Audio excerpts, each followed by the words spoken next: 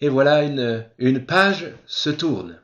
Avec la fin du confinement et la reprise progressive de nos activités à tous, c'est le moment pour nous de passer à une nouvelle étape de cette année 2020 qui est déjà tellement différente que les autres en tellement de points de vue. Qu'est-ce qu'on a vécu ensemble à travers pendant toutes ces semaines? Qu'est-ce qu'on a vécu avec les mini-méditations matinales? Par les mini-méditations matinales, nous devons chercher à vivre ce qu'à l'Église Saint-Lazare nous considérons comme étant le cœur du ministère chrétien. Et voici un extrait dans l'épître de Paul aux Colossiens, où Paul le dit si bien au chapitre 1 au verset 28, il dit c'est lui, c'est Christ que nous annonçons verbalement par la parole, c'est Christ que nous annonçons en avertissant tout homme et en instruisant tout homme en toute sagesse, afin de rendre tout homme parfait en Christ. Personne n'est oublié, toute personne, rien n'est oublié en toute sagesse, avec Christ au centre. Christ et seulement Christ, qui est notre trésor et que nous voulons annoncer.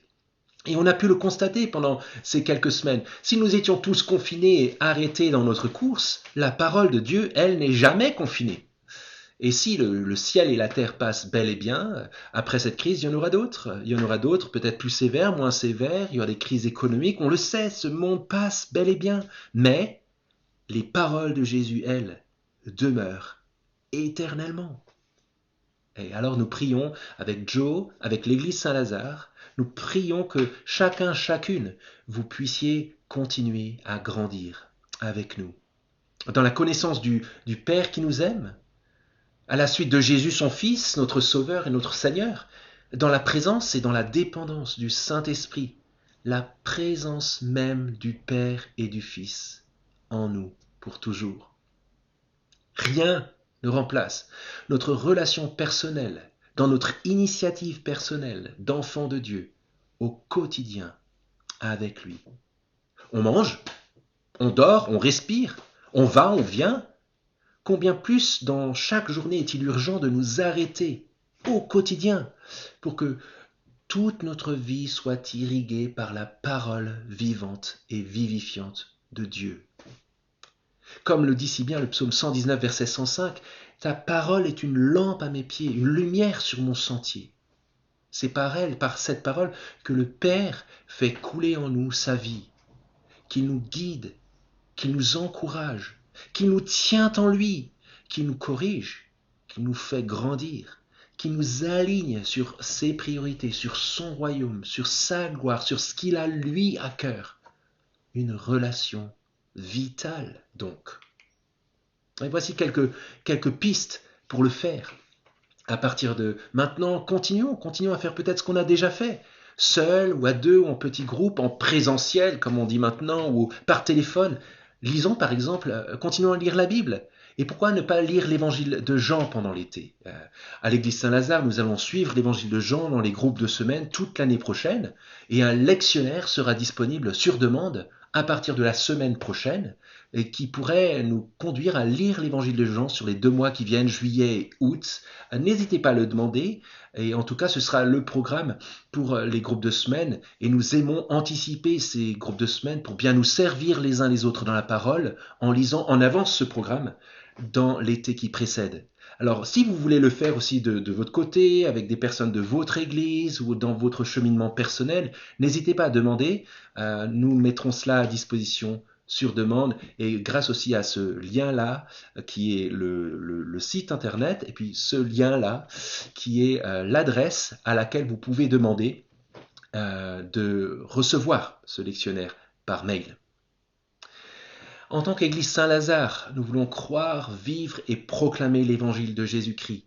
Et pourquoi pas, si vous faites partie de l'Église Saint-Lazare déjà, continuer ou entamer un binôme de lecture biblique où par deux, on s'encourage à écouter la parole. Pensons et préparons l'année qui vient en nous engageant dans un groupe de semaines. Et nous sommes déjà nombreux à le faire.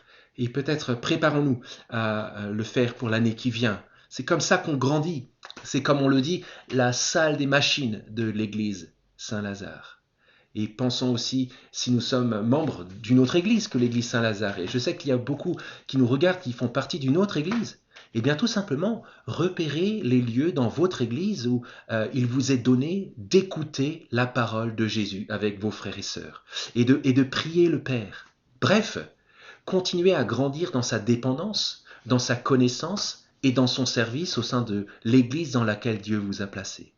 Et peut-être que vous êtes parmi nous, et je sais qu'il y a aussi des personnes dans ce cas qui ne font partie d'aucune église, et peut-être qu'ils ne se présenteraient pas comme chrétiens, comme croyants. Eh bien, pourquoi pas, si vous êtes à Paris ou en banlieue parisienne, vous joindre à nous, à l'église Saint-Lazare. Vous avez les coordonnées qui sont encore affichées ici. Venez vivre l'aventure avec nous. Vous êtes les bienvenus. Nous reprenons nos cultes réguliers à partir du 12 juillet au cinéma Les 5 Comartins, près de la gare Saint-Lazare, au 101 rue Saint-Lazare. Bienvenue et renseignez-vous si vous voulez plus de choses, pour connaître plus de choses. Si vous êtes dans une autre région, contactez-nous parce que nous pourrions vous aiguiller sur des possibilités d'église dans votre coin.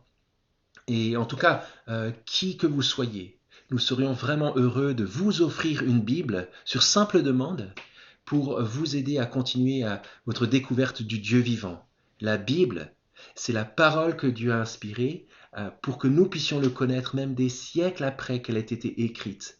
Elle est fiable et elle nous permet de connaître la vie et le pardon que Dieu nous offre avec lui pour toujours. N'hésitez pas à demander cette Bible, on vous l'enverra avec plaisir. Et ça nous conduit à une dernière question. Que dois-je maintenir dans mes habitudes?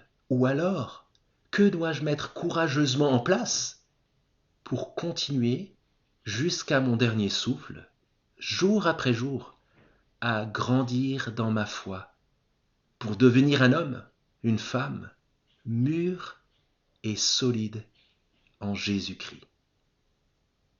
Que Dieu vous bénisse et vous accompagne. Et je me réjouis de vous rencontrer ici ou plus tard pour pouvoir constater combien le Seigneur est bon et combien il vous a fait grandir par sa parole et pour sa gloire.